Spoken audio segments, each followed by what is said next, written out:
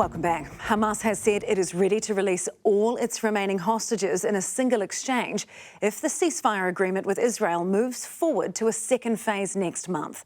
The offer came as Prime Minister Benjamin Netanyahu appointed one of his closest advisors, Ron Dermer, to lead the Israeli delegation to the talks.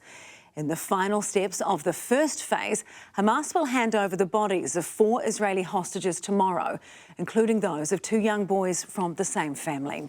The group will release 6 hostages on Monday and then transfer 4 more bodies next Friday. Meanwhile, a New Zealander working in Gaza as a midwife has spoken of the unprecedented trauma she's encountered during her time there. Senior correspondent Lisette Raymer reports. You're about to meet a person braver than most, and this is her current drive to work. Usually, Shelley Harris-Stoddart spends her time in Whangarei as a locum midwife, but for the past 3 weeks, she has been working in Gaza at Nasser Hospital, helping to deliver babies and hoping the ceasefire holds. You must feel a long way from home. I did sign up to come here 3 months ago when the war was still active. And, you know, the response from a lot of friends was, "What are you doing?" But this is part of the work that we do. And she's done it before, previously working in Afghanistan and Yemen.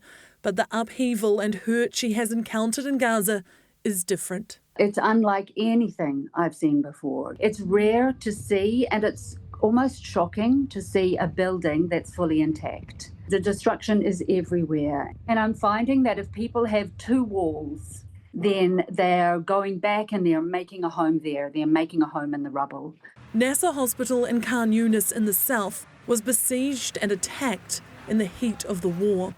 Still, 220 babies are born there in Shelley's clinic every week. One mother she met just days ago was holding a perfect 2-hour-old baby and carrying unimaginable grief. She lived in a 4-story building with all her family members.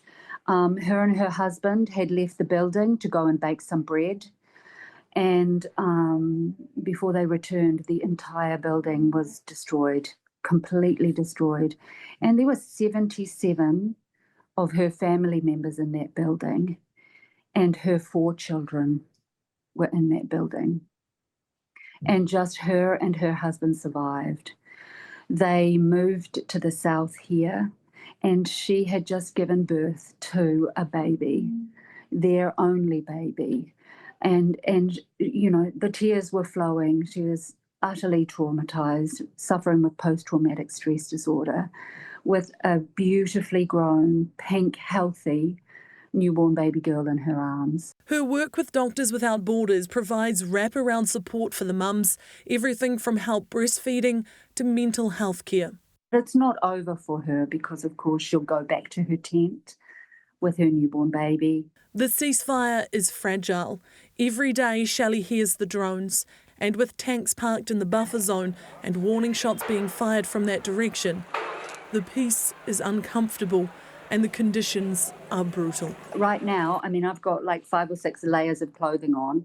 It's winter time. Palestinians draw warmth and strength from the kindness of strangers like Shelley. A lot of people that I talk to, many other countries in the world, they don't know where New Zealand is, but they do in Gaza. They do. She is not short of motivation for being there. Every day she sees the camps, the children, the mothers, and feels called to help. As a mum of 2 herself. Would they prefer you weren't in Gaza right now, or do they understand this is what mum does because she's a little bit crazy, but a very good person? They understand. They have my support, but they did draw breath when I said I was coming to Gaza. Due home in March, Shelley is already willing to return to Gaza under any circumstances at any time.